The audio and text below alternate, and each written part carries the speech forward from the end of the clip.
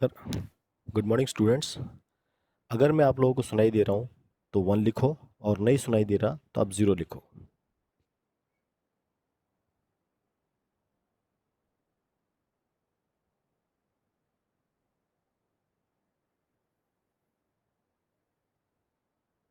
चलो गुड, तो अब हम स्टार्ट करते हैं क्लास, है ना। कोरोना के 1-2 फायदे मैंने आपको पहले बताए थे। वैसे जब अपना टॉपिक तो प्रोबेबिलिटी है, तो थोड़ा डिस्कस करेंगे कोरोना के बारे में भी। क्यों? कोरोना के कुछ तो फायदे हैं और कुछ नुकसान है, बरोबर है ना। हमको फैमिली के साथ रहने का मौका मिल रहा है, स्कूल जाने का कोई झंझट नहीं है। हाँ, बट क्या है, कुछ आउटडोर एक्टिविटी हमारी बंद हो गई है। तो मैंने सोचा क्यों ना इसको एक, जो छुट्टियों के टाइम को पढ़ाई के अलावा भी अपन कुछ और करने की सोचें। ओके, तो जैसे हमने पिछले साल जो बच्चे 9th में हमारे साथ कनेक्टेड थे, काफ़ी बच्चों के लिए मैं नया हूँ, मैं थोड़ा अपने बारे में बताऊँगा अभी। और जैसे हमने 15 अगस्त पे कंपटीशन रखा था, आप लोगों को याद रहेगा तो, जिसमें हमने ड्राइंग कंपटीशन किया था, हम लोगों ने ऐसे कंपटीशन किया था, और हम लोगों ने पोएम कंपटीशन किया था। तो मेरे को लगता है कि आप लोगों को भी इस खाली समय में जो आपके हॉबीज़ हैं, एटलीस्ट उनको किसी न किसी हॉबीज़ को आपको यूटिलाइज़ करना चाहिए। जैसे मेरा एक हॉबी क्या है, मेरे को किताबें पढ़ना बहुत पसंद है, और या किताबें स्टोरीज सुनना मेरे को बहुत पसंद है। तो मैं तुमको प्रैक्टिकली बताता हूँ, मैं अभी इस टाइम में तकरीबन 6 से 7 घंटा मैं सिर्फ सुनता हूँ, बैठ के काम करता रहता हूँ लैपटॉप पे अपना, और लंबे समय तक सुनता रहता हूँ। तो मैं भी आप लोगों को एक टास्क देना चाहता हूँ। मैं इसका कल भी मैं मोस्टली क्लास रखूँगा आप लोगों का, टाइमिंग में आपको मैं कल बताऊँगा कि क्लास का टाइमिंग क्या रहेगा, है ना। तो मैं सोच रहा हूँ कि कोविड के ऊपर हम कुछ ऐसे कंपटीशन या पोएम कंपटीशन या ड्राइंग कंपटीशन रखें, और उसके प्राइजेज हम लोग जब लॉकडाउन खत्म होगा, जब हम लोग एक्चुअल क्लासेस के लिए स्टार्ट करेंगे, तो उसके प्राइजेज तब घोषित होंगे। तो आप लोगों के पास एक्चुअल में 1-2 महीना काफ़ी टाइम है, अच्छा पेंटिंग आप बना सकते हो। तो टॉपिक्स वगैरह जो रहेंगे, मैं आपको उसके बारे में बताता हूँ, है ना। तो काफ़ी स्टूडेंट नए हैं, काफ़ी तो पुराने हैं, मैं फिर भी अपने बारे में थोड़ा बताता हूँ। अच्छा, अपने बारे में क्यों बताना है, मैं जब भी क्लास लेता हूँ तो मैं आप लोगों से क्वेश्चन पूछता हूँ कि हु आर यू, है ना। कि हर एक को अपने आप को इंट्रोड्यूस करना आना चाहिए। देखो, हम आप लोग शायद 15-16 साल के हो, मैं 40 साल का हूँ। और देखो, हमको जब स्कूल में एस्से आता है, हिंदी का एस्से आता है, इंग्लिश का एस्से आता है, तो हम उस एस्से के ऊपर 5 नंबर या 10 नंबर का वो एस्से आता है मार्क्स के लिए, हमको लिखना होता है। तो हम कभी इंडिया के ऊपर लिखते हैं, कभी काउ के ऊपर, हम अलग अलग टॉपिक्स मिलते हैं। तो देखो, हम उसके ऊपर कितना 2 या 3 पेज भर देते हैं। पर अगर हम कहें कि हमें अपने बारे में कुछ बताना है, तो हार्डली हम में से कोई ज़्यादा बता पाता है। ये आप लोग रियलाइज़ किया होगा, मैंने जैसे कई बार बच्चों से क्लास में पूछा भी है। तो आज मैं थोड़ा अपने बारे में बताऊंगा, और आप में से कोई भी एक नया बच्चा है जो वॉलंटरी बताना चाहेगा, उसको मैं अनम्यूट करूंगा, वो अपने बारे में बताएगा, और उसको एटलीस्ट देखते हैं कि अपने बारे में वो 2 मिनट बता सकता है क्या। आप लोग टाइमर लगा सकते हो सर, कि क्या वो व्यक्ति जो 15 साल का है, वो क्या अपने बारे में 2 मिनट बता सकता है, नहीं बता सकता है। देखो, मैं भी ट्राई करता हूँ। ओके, तो मेरा नाम है नरेंद्र यादव, जैसे आप लोग मैक्सिमम मेरे को जानते हैं। ओके, मेरी जो स्कूलिंग है बचपन की, वो चंडीगढ़ में हुई। मैंने गांव में भी स्कूलिंग किया बचपन में। फिर चंडीगढ़ के बाद फिर मैं मध्य प्रदेश में आया। समर्थ, आप अपने आप को अनम्यूट नहीं कर पा रहे हो। आप एक बार रिजॉइन रिजॉइन कर सकते हो, एक बार क्लोज करके वापस आप रिजॉइन करो। ओके, अभी आपको सुनाई दे रहा है। ओके, ठीक है। तो मैंने बचपन की स्कूलिंग स्कूल में की। तो स्कूल में मेरे को टीचर ने एक टेबल याद कराया था, जब मैं शायद LKG UKG में था। वो मुझे टेबल आज तक याद है। हमको कोई बचपन में जो टीचर पढ़ाते हैं, हमको काफ़ी याद रहता है। मैंने आप लोगों को टेबल शायद सुनाया भी होगा, बाकियों को नहीं सुना होगा, उनका टेबल सुनाता हूँ। टू का टेबल कितना इंटरेस्टिंग होता है, सुनो। एक गांव में थे दो चोर, चोरी करते चारों ओर, 6 किलो पीते थे दूध, 8 किलो खाते अमरूद। 10 गांव में थे बदनाम, 12 थानों में लिखा था नाम। 14 थानेदार आए, 16 उनको बेत लगाए, 18 उन पे हुए केस, 20 साल की हो गई जेल। तो बचपन में जो अगर टीचर कोई आपको ऐसे पढ़ाए और आपको ऐसे याद कराए तो आपको बचपन की चीज़ याद रहती है। तो ऐसे मेरा गांव में स्कूल भी था। मैं जब छोटा था तो मैं खेती भी करने जाता था। मैं गाय भैंस भी चराता था। मैं भैंस की सवारी भी करता था, मेरे को बड़ा अच्छा लगता था। गाँव से बैठता था खेत तक, उसके ऊपर जाता था और फिर भैंस के ऊपर ही बैठ के आता था। कई बार लोग मेरे को यमराज भी कहते थे। उनको देख के बड़ा अच्छा लगता था। फिर पापा आर्मी में थे तो हमको चंडी मंदिर लेके गए। मेरी बचपन की स्टार्टिंग की 4-5 साल मैंने चंडीगढ़ में पढ़ा। वहाँ पर मेरे को पंजाबी सीखने का मौका मिला, पंजाबी बोलने का, पंजाबी सीखने का मौका मिला। वहाँ से मैंने पंजाबी सीखी, जो मुझे आज तक याद है। यानी बचपन में आप जो सीखते हो वो आपको बहुत याद रहता है। मेरे को बचपन से घूमने फिरने का बहुत शौक था। जब मैं 5th क्लास में था शायद मैंने मिलिट्री स्कूल का एग्ज़ाम भी दिया। फर्स्ट एग्ज़ाम क्लियर था, सेकंड एग्ज़ाम में क्लियर नहीं हो पाया। उसका फिर पापा की पोस्टिंग हो गई ग्वालियर। फिर मैं ग्वालियर आया। और हाँ, मैं बचपन से मेरे को पढ़ाई का बहुत शौक था। माँ कहती है कि मैं रात को 2-3 बजे उठ के बैठ के पढ़ाई किया करता था। इसलिए मैं शायद क्लास में हमेशा फर्स्ट सेकंड मेरा में जंपिंग रहता था। तो जब पापा ग्वालियर आए तो मेरे को वहाँ के एक लोकल स्कूल में डाल दिया गया। वो हिंदी मीडियम था। मैंने 6 महीने वहाँ हिंदी में मीडियम में पढ़ा। फिर पापा ने मेरे को इंग्लिश मीडियम में शिफ्ट किया, तब मैं शायद 7th क्लास में था। तो जब मेरे को उन्होंने शिफ्ट किया 7th क्लास में, तो वहाँ पर मेरी क्लास में केवल 7 बच्चे थे। तो जो पहला एग्ज़ाम आया मैं 7वें नंबर पर था। मैंने टारगेट किया मुझे पहले नंबर पर पहुँचना है। तो जब फाइनल का एग्ज़ाम आया तो एक्चुअली मैं 7th क्लास में फर्स्ट रैंक पे आ चुका था। फिर पापा ने मेरे को क्या किया, आर्मी स्कूल में डाल दिया। वहाँ पर जाके वही हाल चाल। आर्मी स्कूल में तो हर बच्चा लगभग इंग्लिश में बात करता था वहाँ पर। और हमें लगा यार हमारा कुछ नहीं हो सकता, हम एकदम हिंदी स्पीकर थे। पर हमने हिम्मत नहीं हारी, हमने फिर देखा हमारे आगे कितने हैं। मैं सिर्फ यही देखता था मेरे आगे कितने हैं। 8th क्लास में धीरे धीरे कर करके मैं कहीं अराउंड फर्स्ट से 10 के बीच में आ गया। अगला टारगेट था 9th क्लास में। 9th क्लास में फिर मेहनत किया। हिंदी वाले को इंग्लिश में कन्वर्ट होने बहुत टाइम लगता है। आप लोगों में से काफ़ी लोग हैं जो इस प्रॉब्लम को फेस करते हैं। पर हिम्मत मत हारो, आप ट्राई करोगे तो सक्सेस पक्का मिलेगी। मैं 9th क्लास में फर्स्ट आया। फिर 10th क्लास आई। वहाँ पर मैं एक लड़के से हमेशा पीछे रहता था। मैं फिर 10th में सेकंड आया। ऐसे 10th भी थी आर्मी स्कूल में। हम अपने स्कूल के सेकंड बेंच थे। ऐसे 11th 12th में जाने का मौका मिला, 11th में साइंस लिया। वहाँ पर हमने 10th में होते ही सोच लिया था हमको बनना तो इंजीनियर है। और कौन से इंजीनियर, मैकेनिकल। तो जैसे आप लोग अभी 10th क्लास में आ गए हो, आपका विजन एक्चुअल में अभी से शुरू हो जाना चाहिए। और उस विजन के लिए आप लोगों को काम करना बहुत ज़रूरी है। 11th 12th निकला, आराम से 12th के बाद एग्ज़ाम दिया। इंजीनियरिंग का एग्ज़ाम ट्राई किया, फर्स्ट अटेम्प्ट में ही हुआ। हार नहीं मानना। फिर बैठे 1 साल दबा के पढ़ाई किया, इंजीनियरिंग एडमिशन में क्लियर। फिर हम एआईटी आ गए। एआईटी में आते ही जैसे पहले दिन हम लेक्चर में बैठे तो पहले दिन ही समझ में आ गया इंजीनियरिंग हमारे लिए नहीं बनी। तो लोगों को अपना करियर चूज़ करना चाहिए, क्योंकि हाँ हाँ, मुझे ऐसी फीलिंग क्यों आई वो इंपॉर्टेंट है। एक्चुअल में आपको जैसे टीचर मिलते हैं उनसे आप इंस्पायर होते हो कुछ करने के लिए। तो जिस टीचर ने मेरा पहले दिन इंजीनियरिंग में क्लास लिया, ओहो, मैं पहले लेक्चर में सो गया। मेरा इंजीनियरिंग से भरोसा उठ गया, ऐसी इंजीनियरिंग होती है। बस फिर मैंने क्या किया, मैंने पढ़ाई के साथ साथ अदर एक्टिविटीज़ में पार्टिसिपेट करना स्टार्ट किया। ये कॉलेज में क्या है ना, अदर एक्टिविटीज़ बहुत होती हैं, management activities, एलुमनाइज activities, NSS activities, बहुत सारी टेक्निकल एक्टिविटीज़ होती हैं। तो मैंने लगभग हर साल हर इवेंट में, जो भी हमें इवेंट मिलता था, टेक्निकल हो नॉन टेक्निकल हो, मैंने उसमें पार्टिसिपेट करना स्टार्ट किया। उससे क्या हुआ, मेरी एग्रीगेट कम थी इंजीनियरिंग में, अराउंड लाइक फर्स्ट क्लास ही बनते बनते कुछ 10 नंबर से मेरी रह गई। पर मेरी जो कैंपस हुआ, फर्स्ट प्लेस जो मेरी प्लेसमेंट हुई, जो मेरे क्लास का जो टॉपर बच्चा था, यूनिवर्सिटी टॉपर था, उसको जो पैकेज मिला और मुझे जो पैकेज मिला, दोनों का पैकेज सेम था। तो वो सेटिस्फेक्शन हुई कि हमने कुछ गलत नहीं किया, हमने एक्चुअल में कुछ अच्छा ही किया। फिर क्या हुआ, हमारी मेरी जॉब लगी। मेरे को फर्स्ट पोस्टिंग पुणे में थी, 3 दिन हम पुणे में रहे। कंपनी ने हमको पोस्टिंग भेज दी चंडीगढ़। 7-8 महीना वहाँ काम किया। फिर मैंने कहा मेरे को पुणे आना है, तो उन्होंने मेरे को पुणे शिफ्ट कर दिया। 2-3 साल मैं फिर पुणे में रहा। फिर मैंने कंपनी छोड़ दी। क्यों, मेरे को एक सीनियर ने प्रपोज किया, चल यार हम कुछ नया करते हैं। तो मेरे को नया करने का शौक एक्चुअल में कॉलेज टाइम से था। हम कॉलेज में, हमने जब थर्ड ईयर में थे, हमने एक नया स्टार्टअप स्टार्ट कर दिया था, एक IT company. But due to some circumstances वो फेल हो गया। फिर हम आगे बढ़े। तो इससे हमको लर्निंग मिला कि हमको अगर कुछ फेल होते हैं, हमको लाइफ में उठना आना चाहिए। तो मैंने मैडम को कंपनी को ज्वाइन किया।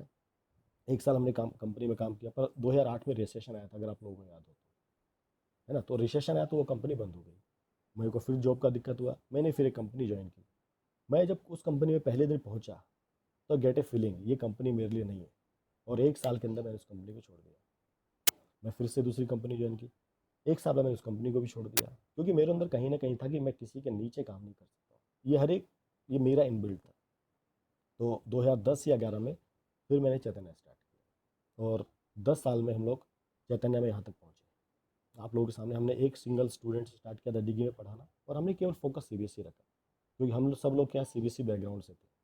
इसलिए हमने सोचा कि हम लोग इकट्ठे टीम बनाते हैं, कि हमको टीम का इंपॉर्टेंस पता लगा जब हम कॉलेज टाइम में थे। हमने एक अच्छा टीम फॉर्म किया, और करते करते करते देखो, हम पिछले साल अराउंड हमने 450 बच्चों को पढ़ाया केवल सीबीएसई में। अपने 3 सेंटर्स हैं, डिगी में, गणेश नगर में, विशांतवाड़ी में। तो मेहनत आप करोगे तो आपको सक्सेस से कोई नहीं रोक सकता, ये हमेशा याद रखना। मेरी हॉबीज़ है, जैसे मैं को ट्रैवलिंग करना बहुत पसंद है। मेरे को अगर आप छोड़ दो कि साल भर आपको घूमना ही घूमना है, मैं साल भर घूम सकता हूँ। मेरे को पढ़ाई करना भी शौक है। मेरे को बुक मिल जाए, मैं एक एक दो दो दिन, चार चार दिन खाते पीते से पढ़ाई कर सकता हूँ। मेरे को स्टोरी बुक्स का इतना शौक है। इवन जब स्कूल में, स्कूल लाइब्रेरी में कितने घंटे बैठ के पढ़ सकता था। कितनी बुक्स मैंने हिंदी में, हिंदी की तो मैंने सारी बुक, नंदन, नोटबुक, चंपक, मैं सब पढ़ लेता था। तो वहीं से मेरे को क्रेज़ बना कुछ पढ़ने का। तो अब जैसे अभी आप, ये है देखो, ये आई थिंक इंट्रोडक्शन इतना काफ़ी है ना। तो आप में से कोई भी एक, कोई भी एक चैट में मेरे को लिखो कि वो अपने आप को इंट्रोड्यूस, मैंने देखो 5 मिनट का अपना इंट्रोडक्शन दिया, और अभी भी इंट्रोडक्शन में बहुत कुछ बाकी है। तो आप में से केवल एक स्टूडेंट को, आज एक को मौका दूंगा, अगली बार जब भी अपनी क्लास होती रहेगी उसको अगले को मौका मिलेगा, ठीक है। केवल एक स्टूडेंट मेरे को चैट बॉक्स में लेके वो अपने बारे में बताना चाहता है, और वो अपने आप को अनम्यूट करेगा और वो अपने बारे में बताएगा। Any one, speak only for 1 minute अपने बारे में। एनी वन, इनिशिएटिव लेना सीखो। कोई है?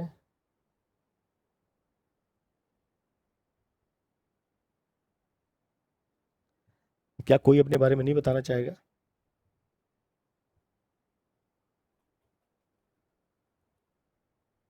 मैं आपको अनम्यूट करूं किसी को? मैं नए स्टूडेंट को अनम्यूट करता हूँ, किसी एक नए स्टूडेंट को। ओके, तो ऊपर से Abhishek Choubey. Abhishek, Abhishek, good morning sir. Good morning dear. आप मेरे को सुन पा रहे हैं ना? मैंने यस आपको सर। अनम्यूट किया है। आप अपने बारे में 1 मिनट बताओ। 1 मिनट से ज़्यादा हो तो चलेगा। ओके।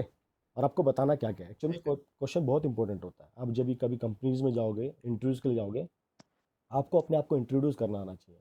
आपको अपने बारे में बताना है, फैमिली के बारे में बताना है, ब्रदर सिस्टर के बारे में बताना है, स्कूल के बारे में बताना है, हॉबीज़ के बारे में बताना है, फ्यूचर एस्पिरेशन के बारे में बताना है। 1 या 2 मिनट आप टाइम ले सकते हो। Okay. Okay, you can start Abhishek. Morning sir, मैं अभिषेक चौबे हूँ, जो दिल्ली का रहने वाला हूँ। अभी अभी केवल 15 ईयर्स ही है, और मैंने फ्यूचर के लिए ये सोचा है कि मुझे इसरो में जाना है। मेरे मेरे मेरी फैमिली में अभी 10 लोग हैं। मेरे दादा दादी, चाचा चाची और भाई बहन। और मेरे छोटा भाई तो अभी 6 क्लास में है, 6 क्लास में है, जो अभी दादा दादी लोगों के साथ रहता है दिल्ली में। मेरे पापा की पोस्टिंग की वजह से मैं इधर आया। मैं अभी तो 10th क्लास में हूँ, और मेरी 2 छोटी बहन है। एक तो यूकेजी में है, और एक 2.5 साल की ही है केवल। आपके हॉबीज़? सर, मेरी भी हॉबीज वही है, किताबें पढ़ना। गुड। ओके, और क्या बनना चाहते हो फ्यूचर में? आप इसरो में जाना चाहते हो? यस। चलो गुड। अभिषेक ने स्पेस अपने बारे में, साइंटिस्ट। गुड गुड गुड अभिषेक, गुड। आप अपने आप को अनम्यूट कर सकते हो। ओके। तो जैसे ये आपका अच्छा टाइम है जहाँ पर आप अपनी इन हॉबीज़ को, जो भी आपकी हॉबीज़ है ना, किसी की स्केचिंग है, किसी की ड्राइंग है, आप अपनी इन हॉबीज़ को टाइम दीजिए। आधा घंटा, 1 घंटा, ठीक है। तो आज का हम टॉपिक स्टार्ट करेंगे। आज का मैंने एक्चुअली में, सर आपको पॉलिनोमियल पढ़ा रहे हैं, तो मैंने वो बोला, वो जैसे सर जो टॉपिक पढ़ा रहे हैं उसको सर कंटिन्यू करेंगे, और मैं एक फ्रेश टॉपिक से स्टार्ट करूँगा, जाकि क्योंकि इस टॉपिक में कुछ ऐसा नहीं है कि जो आपको नहीं आता है। आप लोगों ने 9th क्लास में इस टॉपिकों को पढ़ा भी है ना। और ये टॉपिक आपके 10th क्लास में भी आता है, ये टॉपिक आपको 12th में भी आएगा, और काफ़ी लोग हैं जो इसके ऊपर पीएचडी भी करते हैं। ये इतना इंटरेस्टिंग सब्जेक्ट है। 9th 10th इसका जस्ट स्टार्ट होता है कि ये टॉपिक क्या है। तो ये चैप्टर इंटरेस्टिंग तो है ही है। आप लोगों में से अगर किसी ने 3 पत्ती देखी हो, अमिताभ बच्चन की काफ़ी फेमस मूवी है 3 पत्ती, अगर किसी ने देखी है तो चैट में 1 लिखे। Anyone seen the Amitabh Bachchan movie? ये 4 5 साल पहले आई थी, 3 पत्ती। किसी ने देखी मूवी? जो अमिताभ बच्चन है वो एक प्रोफेसर है, और किस चीज़ के प्रोफेसर हैं? वो इस चैप्टर के प्रोफेसर हैं, प्रोबेबिलिटी। उनका इतना यूनिकनेस होता था। जो रमी का गेम आप लोगों ने देखा है, 4 5 लोग जब बैठ के रमी का गेम खेलते हैं, जब पत्ते शफल करके बांटे जाते हैं तो प्रिडिक्ट कर पाते थे कि वो जो चारों लोग बैठे हैं उसमें से किसके पास हाईएस्ट नंबर के पत्ते हैं, या किसका सीक्वेंस बनने वाला है। आपको मालूम है रमी जब लोग खेलते हैं तो जो सीक्वेंस या हाईएस्ट नंबर जो होता है वो जीत जाता है। तो ये टॉपिक उसी के बारे में। ठीक है। प्रोबेबिलिटी मतलब क्या होता है? प्रोबेबिलिटी मतलब हमारे आसपास बहुत सारी ऐसी घटनाएं होती हैं जिनको हम लोग ऑब्जर्व करते हैं, जिसमें से कुछ चीज़ें होती हैं और कुछ चीज़ें नहीं भी होती है ना। हम कोई किसी चीज़ों के बारे में एकदम श्योर शॉट होते हैं कि ये चीज़ होगी या नहीं होगी। एग्री? जैसे आजकल गर्मी का मौसम है ना, बीच बीच में देखो बादल आ जाते हैं। तो कैन समवन प्रिडिक्ट कि हाँ यार आज बारिश होगी या नहीं होगी? तो कोई कहता है यार 30% बारिश होने के चांस है, 70% नहीं होंगे। मतलब दो चीज़ें होंगी, या तो चीज़ होगी या चीज़ नहीं होगी। तो जो प्रोबेबिलिटी है, इट इज़ अबाउट चांसेस कि वो होगा या नहीं होगा। ठीक है। तो प्रोबेबिलिटी आप लोग 9th क्लास में पढ़ा है। प्रोबेबिलिटी को रिप्रेजेंट करने का अपना तरीका क्या है? प्रोबेबिलिटी इसको पी और ई लिखते हैं। ओके, जैसे मैं लिखा है प्रोबेबिलिटी इक्वल टू क्या रहता है? P E. पी मतलब प्रोबेबिलिटी, ई क्या होता है? ई मतलब होता है आपका इवेंट। इवेंट मतलब कोई भी चीज़ होने की संभावना। बारिश होगी, दिस इज इवेंट। बारिश नहीं होगी, ये भी एक इवेंट है। आप लोग एग्जाम दोगे, आप पास होगे, वो भी एक इवेंट है। नहीं पास होगे, वो भी एक इवेंट है। हम लोग लूडो खेलते हैं, सांप सीढ़ी खेलते हैं, जो डाइस होता है, गोटीज को होता है, उसको जब फेंकते हैं उस पर 6 नंबर लिखे होते हैं। तो उसके ऊपर 1 आएगा, 2 आएगा, कोई प्रिडिक्ट नहीं कर सकता, पर कोई गैस कर सकता है। इट लाइक गैस वर्क कि 1 आ सकता है। अभी मैंने फेंका तो इस पर 4 आ सकता है या 6 आ सकता है। तो इस गैसिंग को, इस प्रोबेबिलिटी को पहचानने का इसको नोमिनेशन क्या रहता है? पीई। तो पी को कैसे रिप्रेजेंट किया जाता है? जो पी फॉर्मूला है, ये देखो, पीई मतलब total number of favourable events upon total number of possible events. Favourable event का मतलब, जैसे मैंने एक डाइस फेंकी और मुझे उस पर नंबर 2 चाहिए, तो 2 मेरा क्या है? फेवरेबल इवेंट है। और उस पर कितने पॉसिबल इवेंट्स हो सकते हैं? 6। लाइक उसमें से 1 से लेके 6 कुछ भी आ सकता है। तो जो नीचे क्या आता है? Total number of possible events, जितने भी इवेंट पॉसिबल है। जैसे डाइस में 6 पॉसिबल, 1 आ सकता है, 2 3 4 5 6, इसका पॉसिबल इवेंट कितने हो गए? 6। और फेवरेबल क्या होता है? जो हमें चाहिए कि मेरे को इवन नंबर चाहिए, तो इवन नंबर कौन कौन से होंगे? 2 होगा, 4 होगा, 6 होगा। अगर मैं बोलूँ मेरे को प्राइम नंबर चाहिए, तो प्राइम नंबर क्या होंगे? 2 होगा, 3 होगा, 5 होगा। मैं कहूँ मुझे ओड नंबर चाहिए, तो 1 होगा, 3 होगा, 5 होगा। तो प्रोबेबिलिटी का जो एक सिंपल इसमें एक ही फॉर्मूला है। तो प्रोबेबिलिटी कहते हैं it's total number of favourable events upon total number of possible events. Okay. Probability में एक ये फॉर्मूला बहुत इंपॉर्टेंट होता है, ये नीचे है। मेरे को थोड़ा ऑनलाइन जैसे ये आगे नीचे, हाँ। जो प्रोबेबिलिटी होता है, प्रोबेबिलिटी, ये वाला फॉर्मूला, जो पीई है, पी है, जो प्रोबेबिलिटी होता है, जैसे हम परसेंटेज की बात करते हैं कि परसेंटेज कहाँ से कहाँ वेरी करता है, 0% से लेके 100%। उससे जो प्रोबेबिलिटी है वो भी 0 और 1 की स्केल पे लिखी जाती है। तो किसी भी इवेंट के होने की जो प्रोबेबिलिटी होती है वो 0 हो सकती है ना। वो क्या हो सकती है? वो 0 हो सकती है, वो 0 से बड़ी हो सकती है, वो 1 हो सकती है, और 1 से छोटी हो सकती है। वो कभी भी 1 से ज़्यादा नहीं होती। प्रोबेबिलिटी कभी भी 1 से ज़्यादा नहीं होती, हमेशा याद रखना।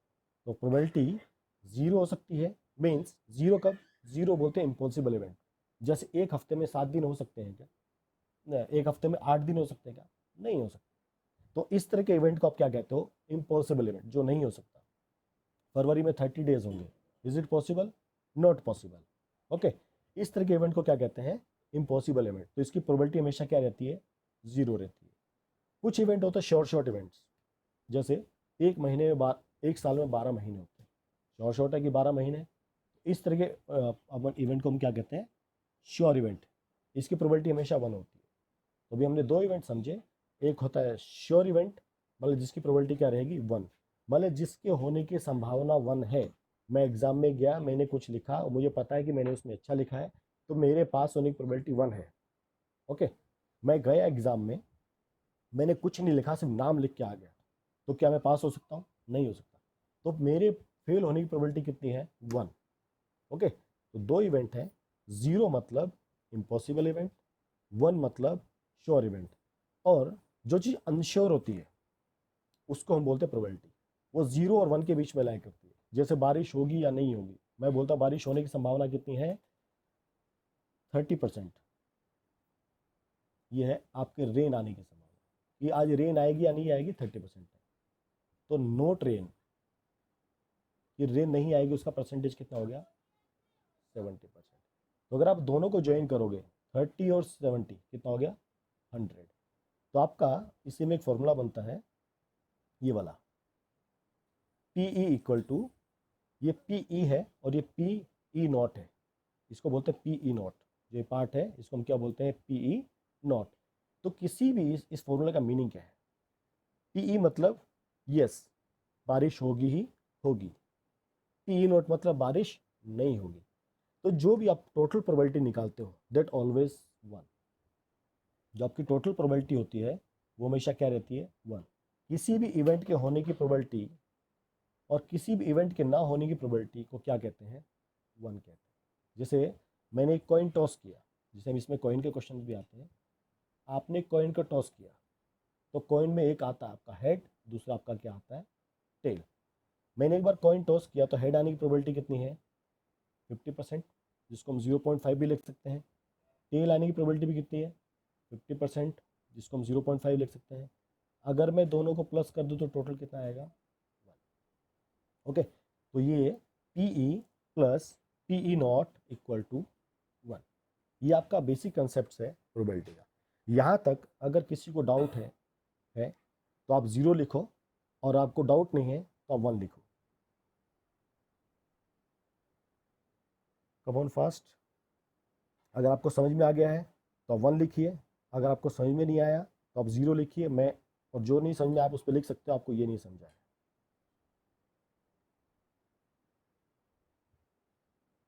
ओके, मैक्सिमम स्टूडेंट को समझ में आ गया। ओके, वैशाली, अच्छा, अलहत, आपको बेटा हियर नहीं हो रहा, आप अपना माइक ऑन करो। अलहत, आपका माइक ऑन है? मैं आपको चेक करता हूँ एक बार।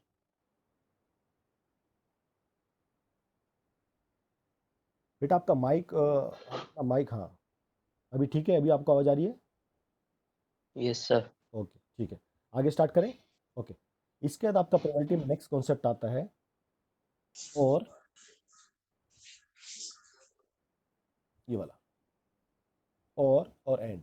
क्योंकि अभी हम जो कुछ क्वेश्चन, इसमें कुछ इंपॉर्टेंट टॉपिक्स है। जैसे हम कॉइन का क्वेश्चन सॉल्व करेंगे, हम डाइस का क्वेश्चन सॉल्व करेंगे, हम कार्ड के क्वेश्चन सॉल्व करेंगे, हम मार्बल्स के क्वेश्चन सॉल्व करते हैं। तो कई तरह के इसमें मिसलिनियस क्वेश्चन बनते हैं। तो इसमें क्वेश्चन आपके कंसेप्ट आता है और एंड एंड का। ओके, और को हिंदी में क्या कहते हैं? और को हिंदी में क्या कहा जाता है? और को हम हिंदी में कहते हैं या। ये अलावा। ओके, और एंड को हम हिंदी में क्या कहते हैं?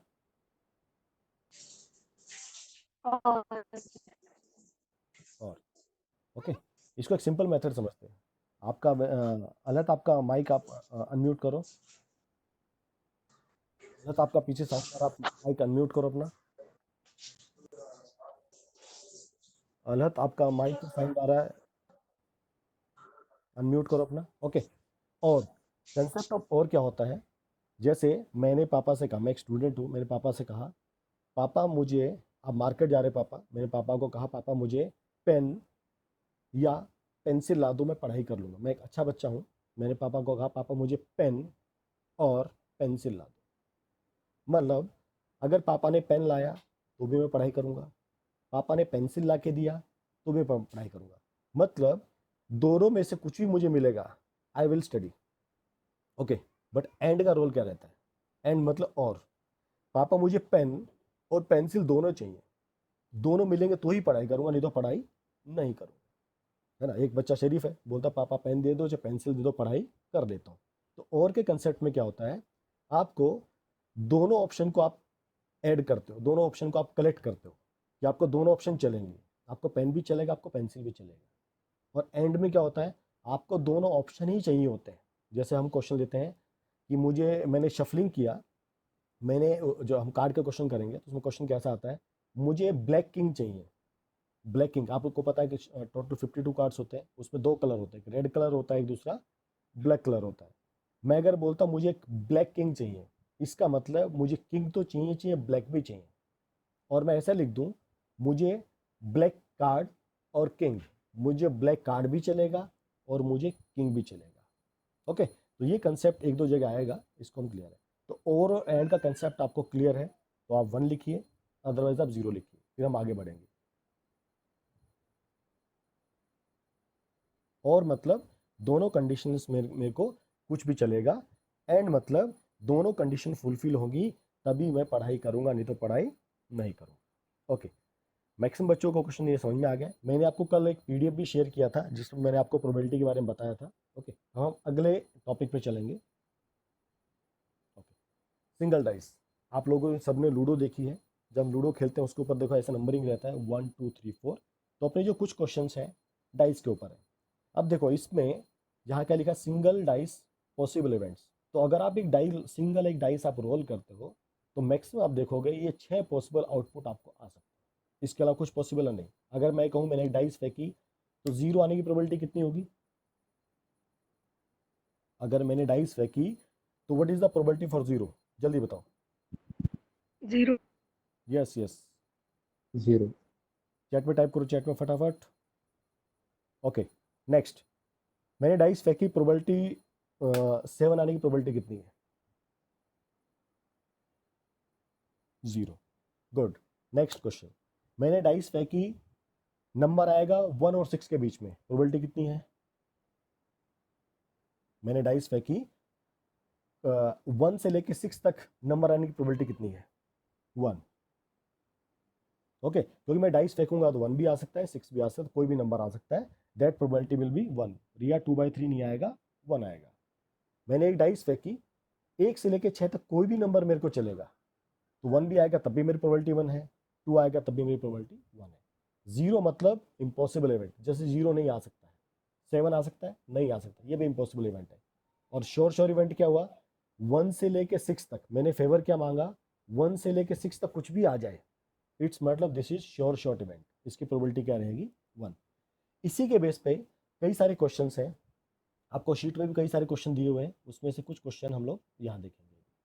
ओके, ये आपका डे 1 में क्वेश्चन नंबर 2 है, हमने एक सिंगल डाइस थ्रो किया।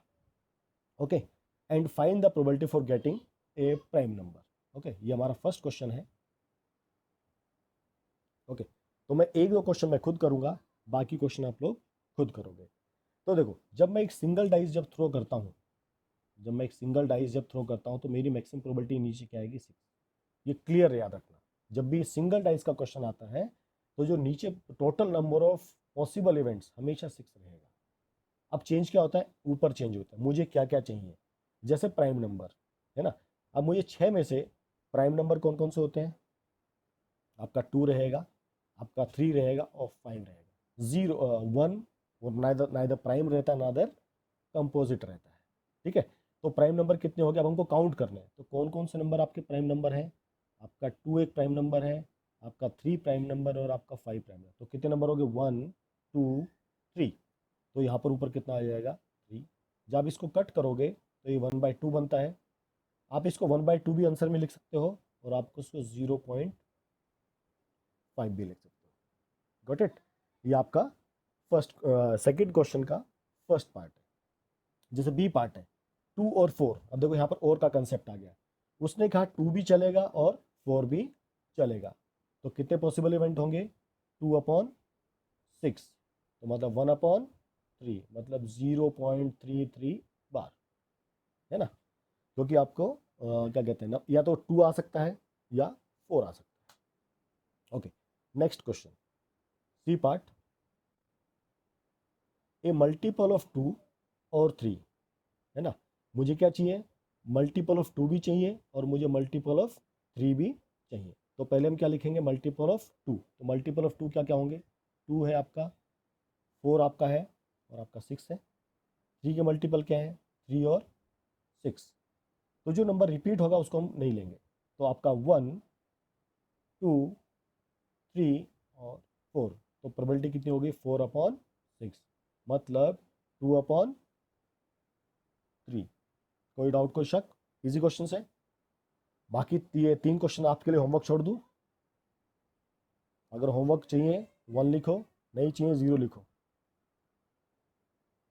बाकी 3 क्वेश्चन है, even prime number, a number greater than 5, a number lying between 2 and 6। Drishya homework चाहिए होता थोड़ा थोड़ा, ठीक है। तो बाकी 3 क्वेश्चंस आपके होमवर्क हैं। सेम आपको सिर्फ चेक करना है। जैसे इवन प्राइम नंबर, तो प्राइम नंबर कितने हैं? 2, 3 और 5, उसमें से इवन कौन सा है? केवल 2 है, तो प्रोबेबिलिटी विल बी 1/6।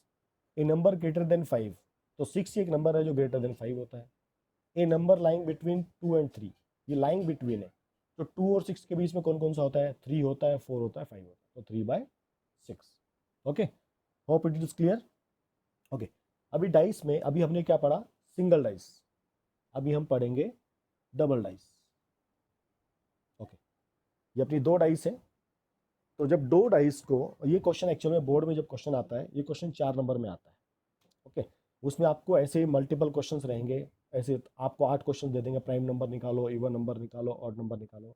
इस तरह आपको कई सारी वैरायटी आपको देखने को मिलती है। तो जब भी हम 2 डाइस को रोल करते हैं तो ये सब आपके पॉसिबल आउटकम्स हैं।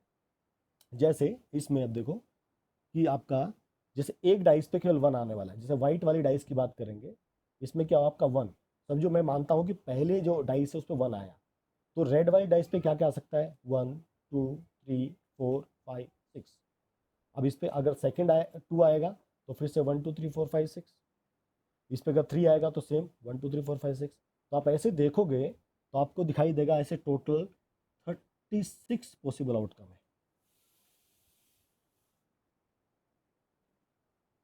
तो आप अगर कैलकुलेट करोगे, ये आपके टोटल 6 हो गए, ये आपके टोटल 6 हो गए, तो 6 × 6 36। तो जब भी 2 डाइस का क्वेश्चन आता है तो आपको जो मैक्सिमम जो पॉसिबल इवेंट्स रहते हैं वो कितने होते हैं? 36। अब इसके बेस पे बहुत सारे क्वेश्चंस बनते हैं। बाकी कंसेप्ट सेम है, तो इसके ऊपर अपन कुछ क्वेश्चन सॉल्व करेंगे। बुकलेट में कुछ क्वेश्चंस दिए हैं। ओके, जैसे मैंने कुछ क्वेश्चन यहाँ लिखे हैं, 1-2 क्वेश्चन अपन करेंगे, बाकी आप लोग खुद करो। जैसे डे 1 में क्वेश्चन नंबर 3 और 8, ये डबल डाइस के ऊपर है। ओके, 1-2 क्वेश्चन हम सॉल्व करेंगे। जैसे फर्स्ट क्वेश्चन है सम एज 8। ओके, इसका मतलब क्या है? जब हमने एक डाइस को थ्रो किया, पेयर ऑफ डाइस को हमने थ्रो किया, तो हमको प्रोबेबिलिटी बतानी है टोटल सम कितना आना चाहिए? 8। अब इसी में आपको मैं देखो पीछे बताता हूँ। अच्छा, अभी इसको अगर हम बनाते हैं, ये देखो, ये मैंने ऑलरेडी पहले से ड्रॉ करके रखा है।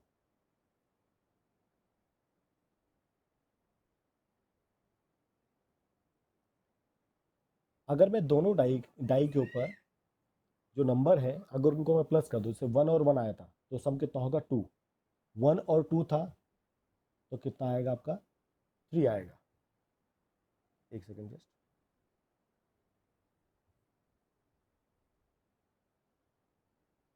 ओके, जब मैं 1 और 4 की बात करूंगा कैसा आएगा फॉर्म? तो हमने क्या किया? हर एक नंबर को यहाँ पर आपस में रिस्पेक्टिवली इससे प्लस किया है। जैसे ये नंबर किससे आता है? अपना 2, ये आएगा 1 और 1 को प्लस करके। ये 3 कैसे आएगा? जब इस 2 को और इस 1 को हम लोग क्या करेंगे? प्लस करेंगे। ऐसे हम क्या कर सकते हैं? हर एक नंबर को प्लस करके देखेंगे। तो हमारा अभी क्वेश्चन क्या था? देखो, हमारा क्वेश्चन था हमारा क्वेश्चन था 8 as a some, 8 as a सम। तो देखो यहाँ पर हमने सम किया, यहाँ पर देखो आपका 8 एज सम है, 1 2 3 4 और आपका 5। तो कितने पॉसिबल इवेंट हो गए, 1 2 3 4 5। तो आपका प्रोबेबिलिटी कितना हो जाएगा, 5 अपॉन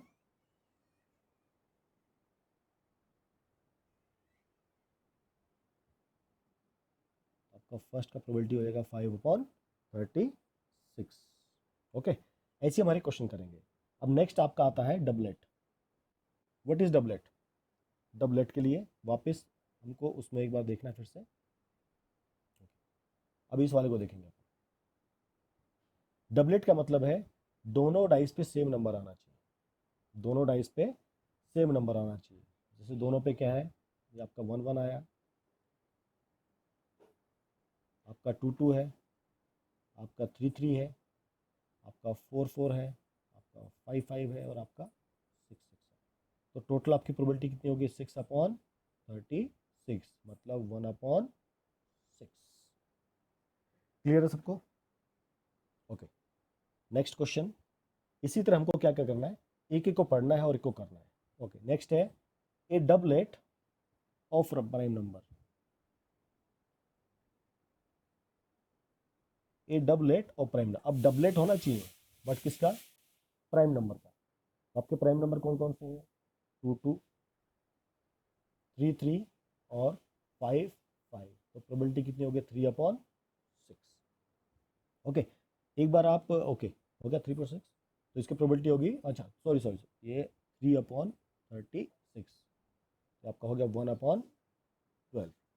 इसमें कुछ क्वेश्चन मैं आपके लिए छोड़ दूंगा, जो क्वेश्चन मेरे को समझाने हैं आपको समझाता हूँ, जो थोड़े मेरे को लगते हैं टफ है। ये इसका डी पार्ट आप लोग खुद कर सकते हो, डी पार्ट इजी है, ये आप लोग खुद ट्राई करोगे। ई पार्ट भी इजी है, सम ग्रेटर देन 9, जैसे हमने 8 वाला किया वैसे ग्रेटर देन 9 है।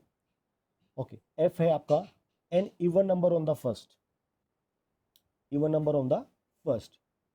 ओके, तो जब हम इवन नंबर फर्स्ट की बात करेंगे, मतलब ये वाला लाइन, ये वाला कि फर्स्ट डाइस पे क्या होना चाहिए, आपका इवन नंबर होना चाहिए। ये टोटल 6 केसेस आपके हो गए। अगेन ये 4 वाला लाइन जहाँ पर आपके इवन नंबर है, ओके ये वाला। तो आप देखोगे टोटल 18 केसेस ऐसे हैं जहाँ पर आपका क्या है, फर्स्ट प्लेस पे क्या है, आपके इवन नंबर से। बहुत इजी क्वेश्चन है, कोई ऐसा टफ क्वेश्चन नहीं है। नेक्स्ट आपका है even number on the 1 and multiple of 3। Okay, first dice पे क्या होना चाहिए आपका इवन। चलो इसको आप सोल्व करो, जी वाले क्वेश्चन को आप खुद सोल्व करोगे। An even number on the 1, first dice पे इवन नंबर होना चाहिए, 2 होना चाहिए, 4 होना चाहिए, 6 होना चाहिए। एंड याद रखो बीच में क्या लिखा है, एंड, ये इंपॉर्टेंट है। अब यहाँ पर और नहीं लिखा है, यहाँ पर क्या लिखा है, एंड। तो फर्स्ट पे इवन ही चाहिए और सेकंड पे क्या चाहिए, सेकंड वाले नंबर क्या आना चाहिए, मल्टीपल ऑफ 3। मल्टीपल ऑफ 3 मतलब आपका 3 आ सकता है, 6 आ सकता है। मतलब पहली डाइस पे आपका 2 आएगा, 4 आएगा और 6 आएगा फर्स्ट डाइस पे, और सेकंड डाइस पे क्या आ सकता है, 3 और 6। बताइए इसका प्रोबेबिलिटी क्या रहेगा।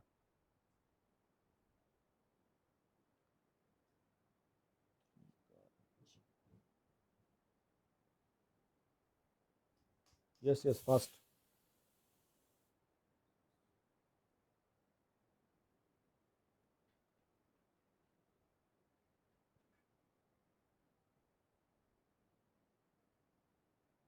आपकी हेल्प के लिए मैं स्क्रीन को लगा देता हूँ, अगर आपको इसमें कुछ हेल्प हो जाए तो।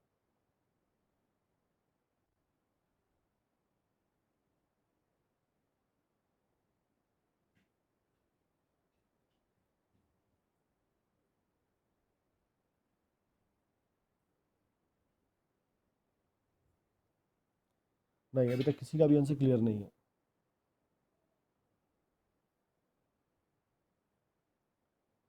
फर्स्ट डाइस पे इवन नंबर होना चाहिए और सेकंड डाइस पे 3 और 6। तो देखो जैसे ये 2 और 3,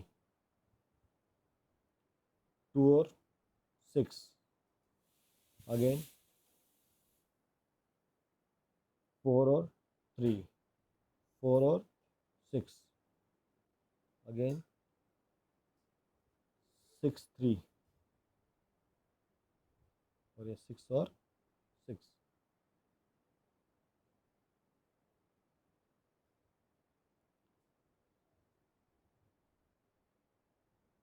तो टोटल पॉसिबल केस हमारे हो गए 1 2 3 4 6/36 1/6 1/6 किस किस का है? अमृत का है, तनिष का है, शेफाली का है, रीवा का है, ओके संजीवनी का भी 1/6 है ना। आप देखो ये अपने पॉसिबल इवेंट कौन कौन से होंगे, वापस देखते हैं अपन लोग।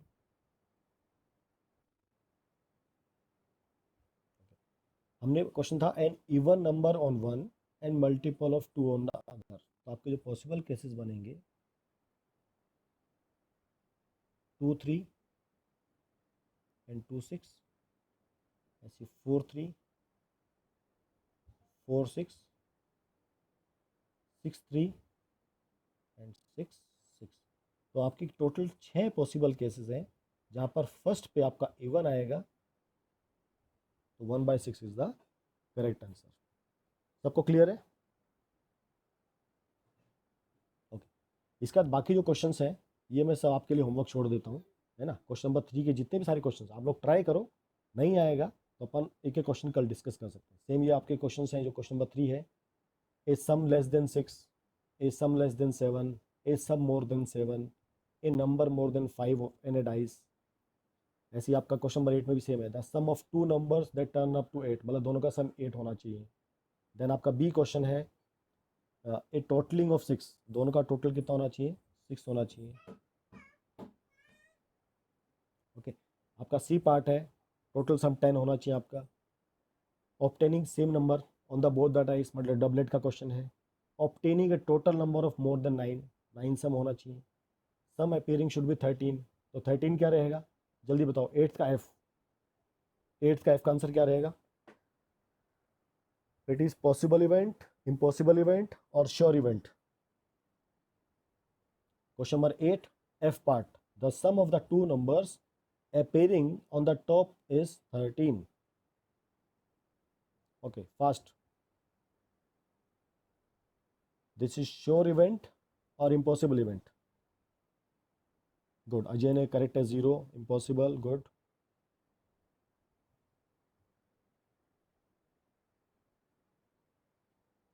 Good, good. चैप्टर वाकई बहुत इजी है। समर्थ डॉट नहीं है, या तो 0 समर्थ लिखता डॉट। ओके, चलो सबको क्लियर है। ऐसी डे 3 में भी देखो कुछ क्वेश्चन आपके। डे 3 में क्वेश्चन नंबर आपका 8 है, क्वेश्चन नंबर 10 है। ओके, चलो ये वाला क्वेश्चन हम करते हैं। चलो आप मेरे को आप खुद बताओ, 8th का ए पार्ट, 2 डाइस हमने थ्रो किया, 8th का फर्स्ट का आंसर आप भेजो सब लोग। 5 will come up on either of them, 5 will not come up, ये दोनों डाइस पे 5 नहीं आना चाहिए। चलो फर्स्ट 8th का ए, ऐसे कितने केसेस होंगे जहां पर 5 नहीं आएगा?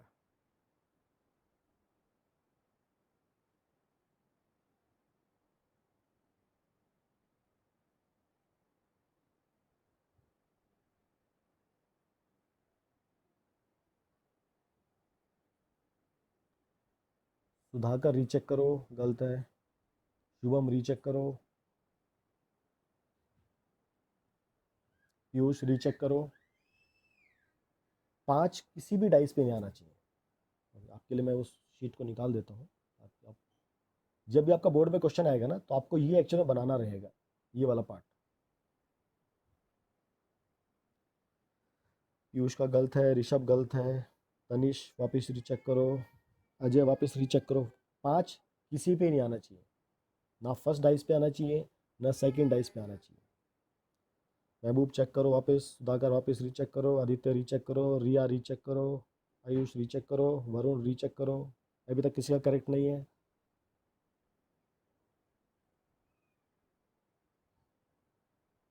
संजीवनी एकदम correct. Sanjeen you are correct, good. Rohit recheck करो, ऋषभ रीचेक। 5 किसी पे नहीं आना चाहिए। तो देखो ये आपका जो है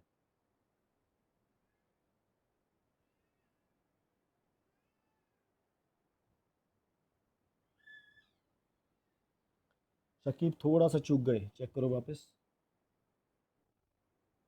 देखो ये जो लाइन है इसमें देखो 5 आ रहा है, good. Amrit correct, Shefali correct, वेश अलहत करेक्ट, अमृत अभी करेक्ट है, तनीश अभी करेक्ट है। तो डबल डाइस के क्वेश्चन में क्या करना होगा, आपको इसको वापस बनाना रहेगा। आप जब इसको बनाओगे तो आपके लिए थोड़ा इजी रहेगा। तो ये आपका 5 नंबर वाला है, जहाँ पर आपका 5 आता है। तो 36 में से आप देखोगे ये टोटल अगर 6 केस है तो आपके टोटल 11 केसेस ऐसे होंगे। प्रतीक करेक्ट, शकीब अभी करेक्ट है। गायत्री, हम वो केस लेने हैं जो 5 नहीं आएगा। आपने केस लिया 5 आएगा। रिया करेक्ट, अभी ऋषभ करेक्ट, ठीक है। तो आपका प्रोबेबिलिटी आएगा आपका 25/36।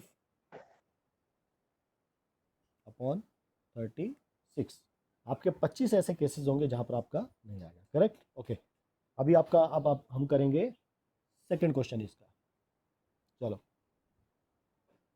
तो आपका क्वेश्चन शुरू होता अब 8th का बी पार्ट।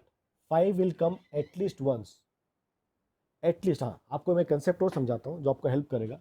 ये एटलीस्ट एट मोस्ट क्या रहता है, ओके। ये रुको एक बार मैं आपको एक कंसेप्ट समझा देता हूँ।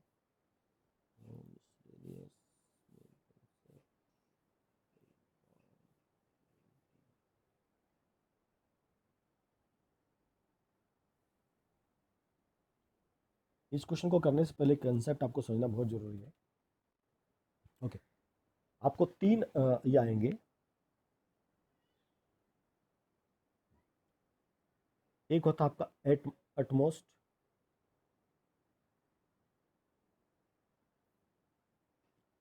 एक आपका आएगा एग्जैक्टली,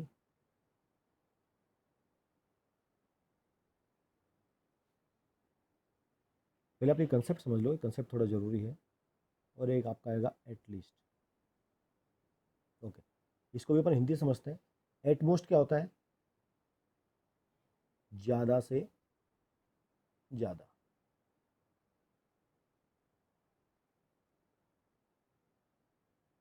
एग्जैक्टली मतलब बिल्कुल उतना ही, ना कम ना ज़्यादा।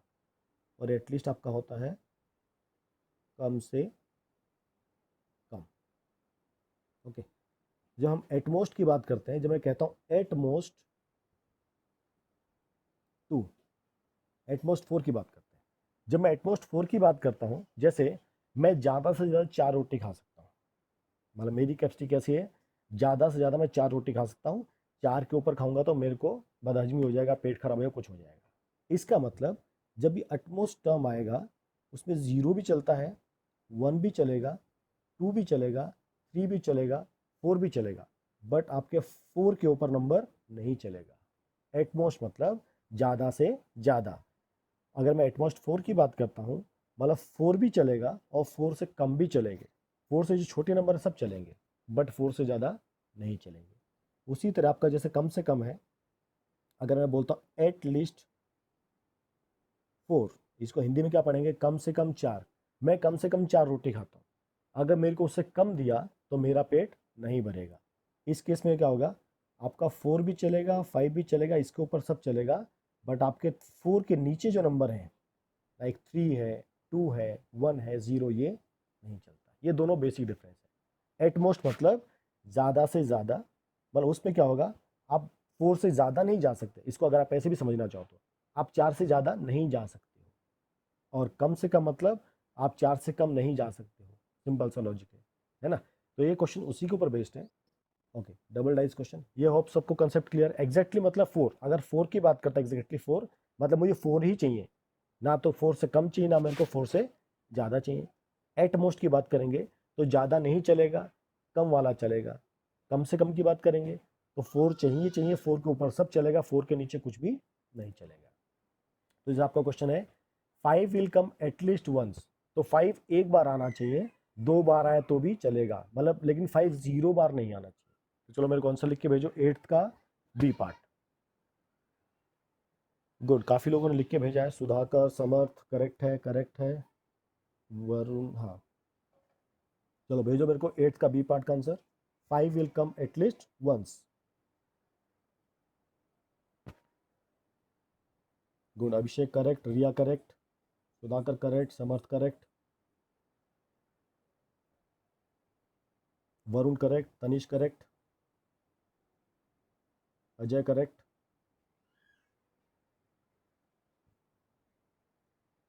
Shefali correct. Okay, next fast quick, 5th का 8th का C part. 5 will come at both the dice. Fast, 5 will come up at both the dice.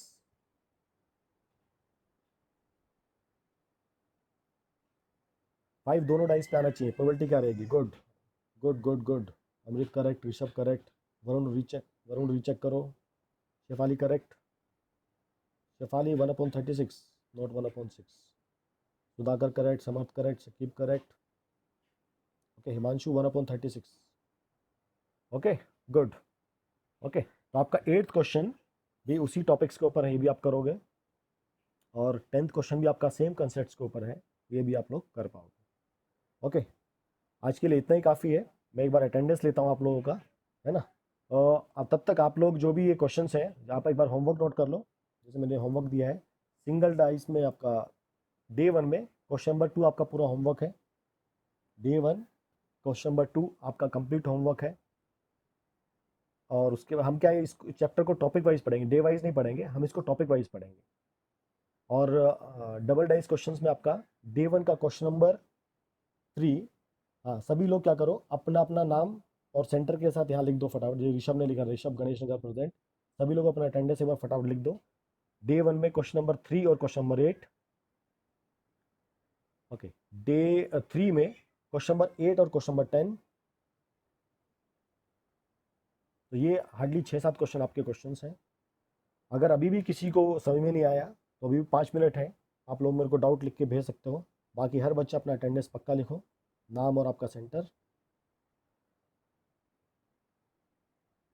Aditya present, Sudhakar present, Abhishek present, Saqib present, Ajay Patil, Rohit, Ayush, Krita, Sahil, Varun, Parth, Tanish, Aryan, Himanshu, Riya. Fast fast fast सब लोग अटेंडेंस लिखो जल्दी जल्दी। Samyak present, Prajwal present, Anupriya present, Tania present, Anupriya present.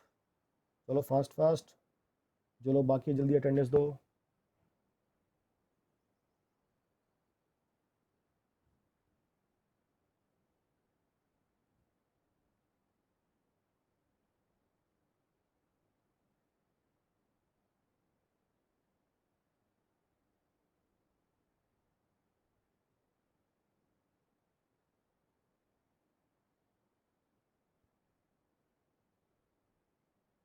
जल्दी 2-3 बच्चे और बचे अटेंडेंस के लिए, जल्दी अटेंडेंस लिखो।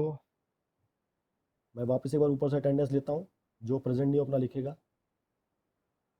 ऊपर से अटेंडेंस है ऋषभ, समर्थ, दर्शन, रिया, आयशा, मृणाल, कनिष्का, श्रुति, संजीवनी, प्रगति, श्रुति, प्रतीक, अमृत, दृश्या, रुखसार, आदित्य, सुधाकर, अभिषेक, सकीब, अजय, रोहित, आयुष, कृतुजा, साहिल, वरुण, पार्थ, तनिष, आर्यन, हिमांशु, रिया, सम्यक, प्रज्वल, अनुप्रिया, तानिया, नरसिंह, जगत, समर्थ, फिर से रिपीट, रिया, शेफाली, शुभम, कौशल, शिवसागर, शेफाली, करण। और कोई बाकी है? ओके, जिसने अटेंडेंस दे दिया है वो लीव कर सकते हैं, बाकी लोग attendance they. Thank you very much. अच्छा, कल क्लास रहेगा, कल मैं आपको टाइम टेबल भेज दूंगा, और मोस्टली कल आपका साइंस का टेस्ट रहेगा और शाम के टाइम रहेगा, मोस्टली 6 से 8 का शेड्यूल रहेगा टेस्ट का।